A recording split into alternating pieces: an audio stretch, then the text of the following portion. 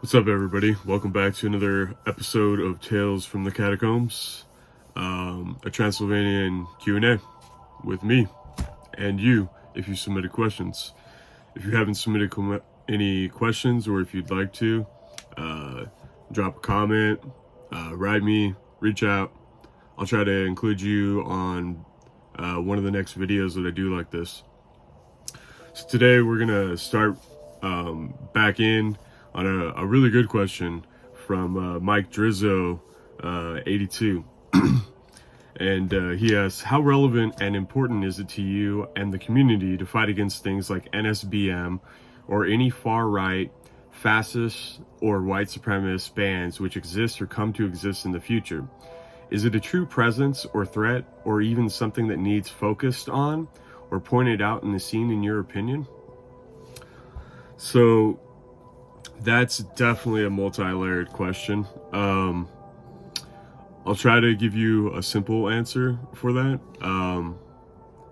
I don't fuck with NSBM bands. I don't fuck with white supremacists. I'm not into homophobes, misogynists, like people that come after marginalized communities. Nah, not fucking with them at all. I'll never support any of them. They can exist and do whatever the fuck they want, freedom of speech. But it's not something that I will ever actively seek out or try to help promote or elevate in any sort of level. And to be totally fucking honest, most of the fucking idiots that play in bands like that, they're like 1 or 2 degrees of separation away from being fucking cops, and I do not fuck with that on any sort of level. These like people that think that what they were born into and they didn't have a choice of, it has some sort of like superiority complex, is fucking insane to me. I'm not working with any of that shit. I think it's important for people to realize, it's, people can do what they want, but when it comes to like underground music, I see bands that, if you want to play outside of your local area, and say you want to transition from the national to regional level, if you want to tour Europe ever and play DIY underground shows, and you have friends or you play some shows with some sketchy bands with any sort of like problematic ties to like alt-right shit, they're not going to let that shit slide in any DIY communities in Europe.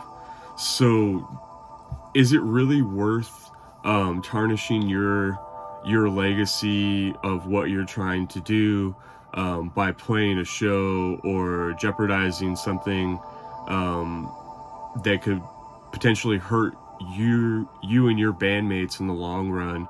I don't think so. I don't think any show's worth throwing away a career. So I think that it's really important for people that have a level head to kind of like consider multiple things about their actions that could follow them. And for me, I definitely have a lot of punk ideology that I carry and hold strong to, and I just don't cotton to that kind of shit. Like, it's never been it's cool, sort of deal.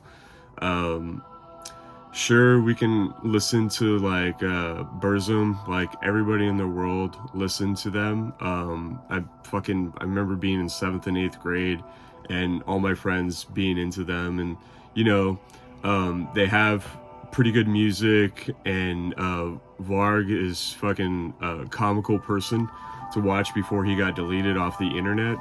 Like struggling to like fix his car or like change the oil for like 6 months and doing the shittiest karate kicks. Like, yeah, it's kind of funny. I can laugh at it. but also like I have the complexion for protection, so it's like it's not as, you know, it's easier for me to do that. So I have to be, I'm definitely aware of that. So I definitely am not trying to uplift any sort of right-leaning bands, and I'll never book them. If I find out that someone is in that ilk, and maybe they're hiding off, and someone that I respect is going to play with them, I would probably be like, hey, you know, if you guys aren't trying to play Europe, go ahead and play with them. But again, it's also not my way to try to stop people from making their own actions. Like, I have a bunch of radical beliefs myself, and I'm at a point in my life where I don't try to force my beliefs onto other people, because I don't think that's how things work. And I also believe that if people were able to look past like whatever sort of politics that they hold, they'd find that there's a lot more commonality between one another on both sides, and that everything's like a chess game, and we're just doing a lot of infighting. When in reality, I think that the immoral minority is kind of like controlling everything and using these diversive tactics to put us against one another.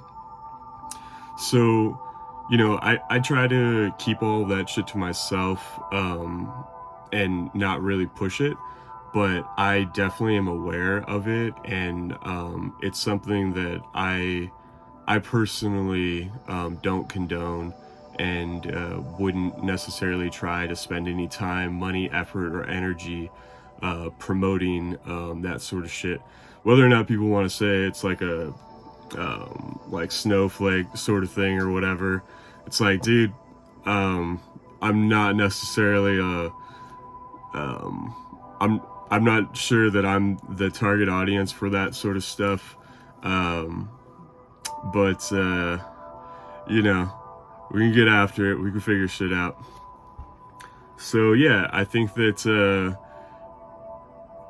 the thing that you can do besides trying to go out of your way to like fight them or do any sort of shit is just don't acknowledge them. That's like the worst form of punishment for those kind of fucking edgelords, is just not acknowledging them, and they'll eventually fade away. And it's like it's fine. People can make their own dumbass decisions. Just don't let it tarnish you. A lot of bands that I put out are radical leftists, but I just don't promote it as so, because I think that the music should be the first thing that's important, and the message is really cool too, but I also don't want to like push that onto people. And I think it's also fucking great if there are any people that don't have those ideologies that listen to the bands and they're unaware. Like that it's somewhat satisfying to me that it's like the reverseness of like, oh yeah, you listen to sketchy music for the riffs. Well, what if you listen to this music and you don't realize that it's like super leftist, but like you dig the music? And it's cool to me. And I work with a lot of people in marginalized communities and that are like a part of the LGBTQ community, and so I try my best to protect them and not put them in any sort of weird way with me being involved with any sort of like radical far right movement. So yeah, hopefully that addresses that once and for all. I've made some messages here and there when I feel like it's important to speak up about certain things, but it's not something that I necessarily talk about too much. I know that I've seen other people make videos and claiming that they don't know such and such is sketchy or whatever. They don't know how to use the fucking internet. I'm also not one of those people that believes that every single band that gets listed on one of these like lists because they work with a certain label or a distributor that they're automatically guilty by association. I do think that some people are just oblivious and unaware, and I also know people that kind of flirt with the lines of fascism, and it's not for me, but I know them on a personal level, and I know it's just like, I don't know, man. If you knew metalhead people in the 80s and 90s, like it was just always like you weren't really going for them to try to learn about politics and to have like discussions that were deep and meaningful, you know. So I think that that's all about keeping that into context with music as well. A lot of people can make good music, but they can be pretty vapid, and you know, it comes with the territory. Yeah, so hopefully that explains that question for you. The next question comes from Salt Metal, and they ask, what area do you think gets the best response from promotion? Is it the label clout, being active in a, what else do they say here? In a variety of sources, ads on what platform, and magazines? You know, I think that the best response that I get is probably on Bandcamp directly with like the followers. I pay for ads in magazines, and I've paid for promotion online on various platforms, and I don't know. I don't really see it really doing anything. It's more of just like the bands that it's featuring. I feel like they see it as like, oh wow, this happened, this is real, like they're doing their job, and you know, like that's more important to them, is like the look as opposed to like the result, I think, because it's underground music, so a lot of people have unrealistic expectations. So yeah, I don't really think that the best response is from any sort of like paid advertisement. I think that the best response that I get is on a person to person basis. The way that I try to interact and make this something that is personal for me, I think it transcends any sort of like, oh hey, I want your money sort of business, and it's the genuine. So that to me is the most important way to get a good response from people. And also from doing this for so long, there's certain people that just trust my judgment on the things that I'm doing, so that really works in my favor as well. That's what I've been trying to do this whole time, is get to a point where people can just trust my judgment, and if I put something out, they're gonna check it out. It might not be something that they love, but it'll be worthwhile and worth listening to at least once or twice. And that to me is really important, because that's how I used to be with like labels and stuff like that. So yeah, that's kind of like, I think that having a personal connection is the most important thing.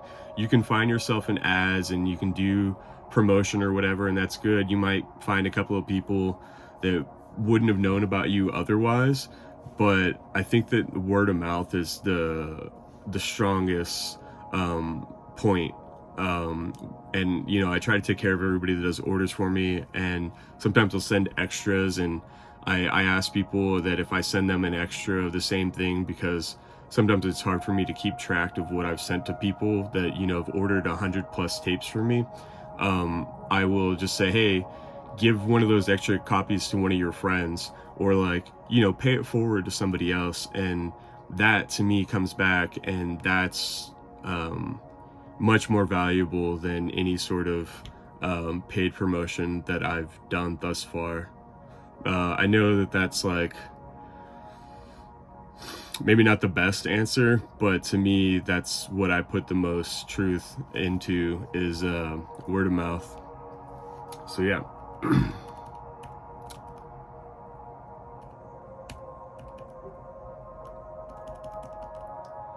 Let me see what else you guys asked over here.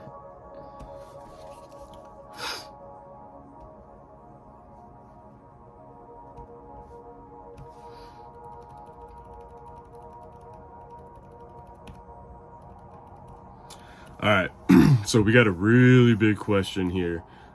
This might be the final question of this video, because it's probably going to take a while for me to go over everything.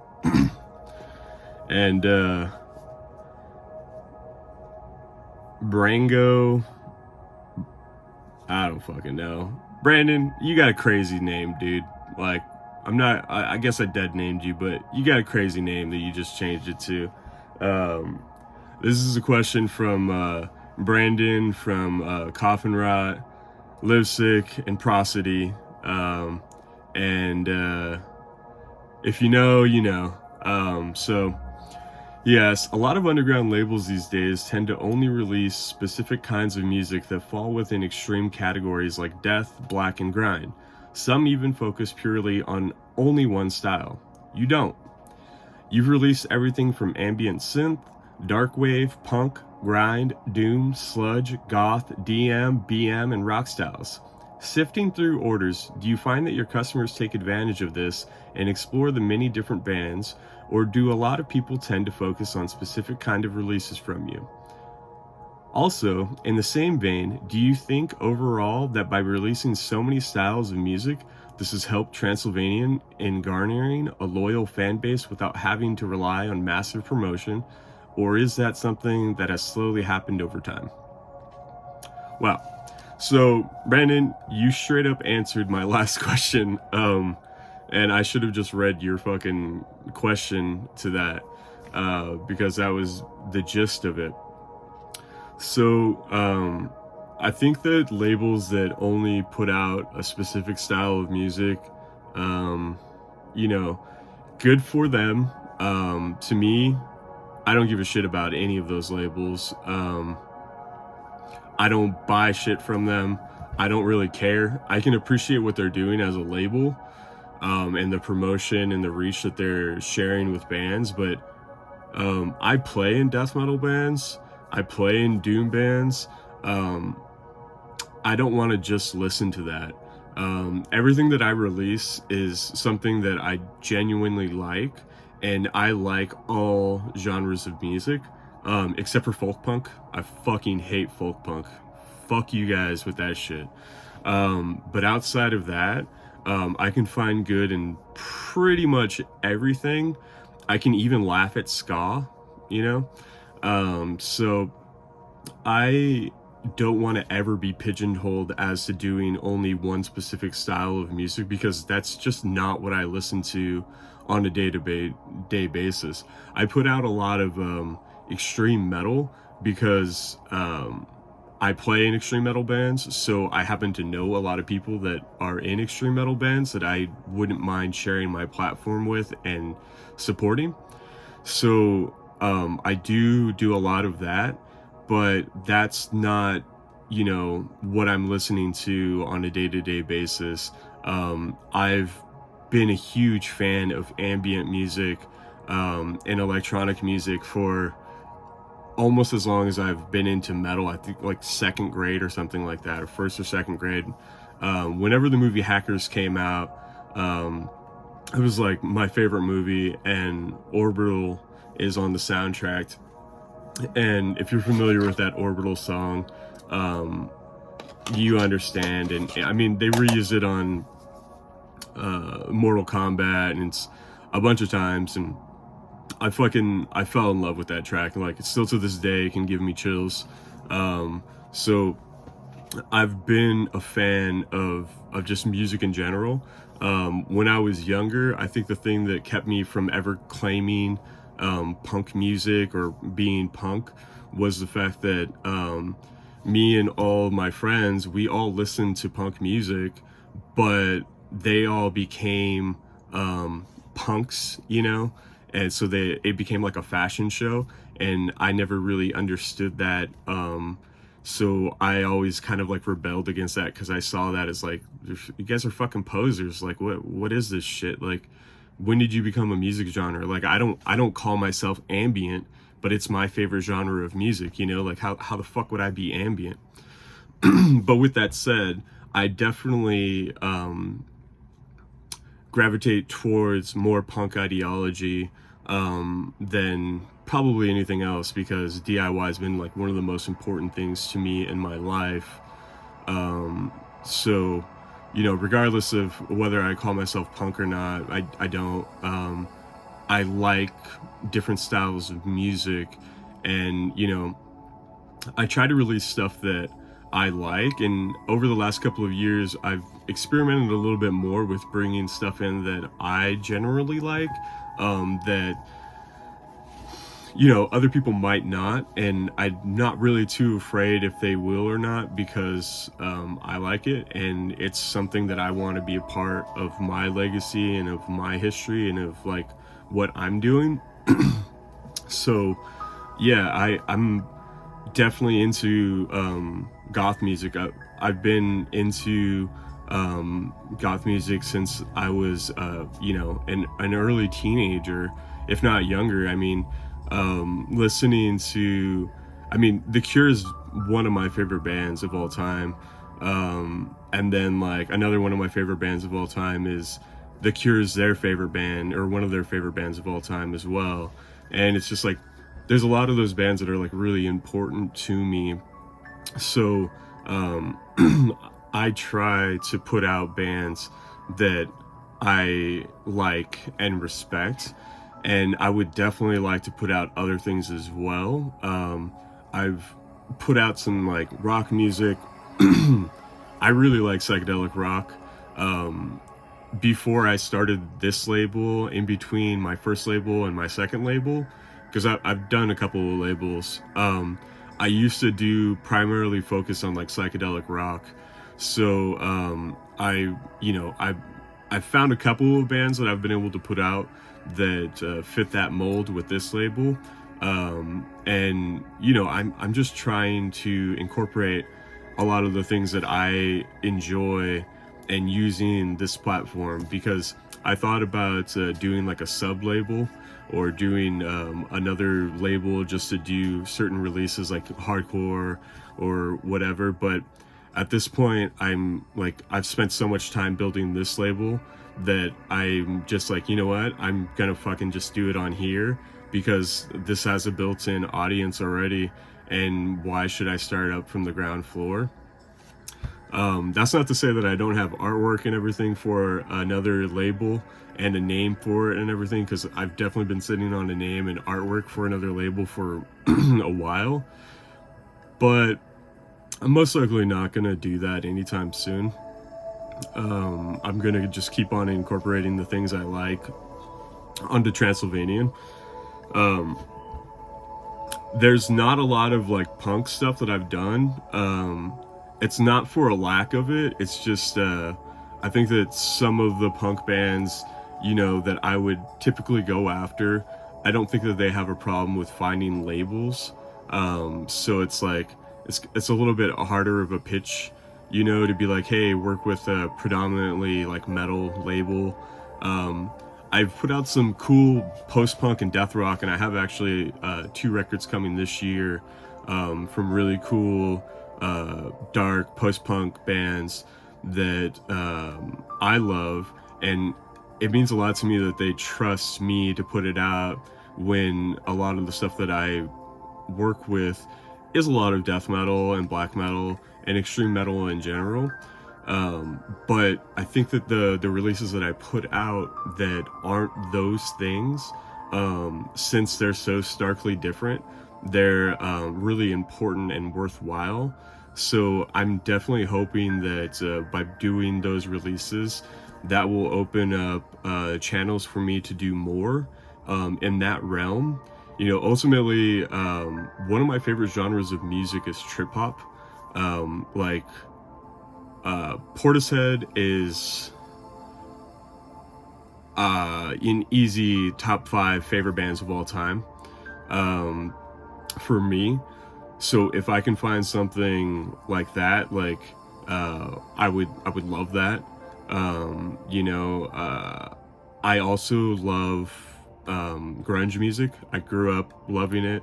I grew up just like, the first day I ditched school, I think I was in first grade or second grade, and me and my buddy took off to go.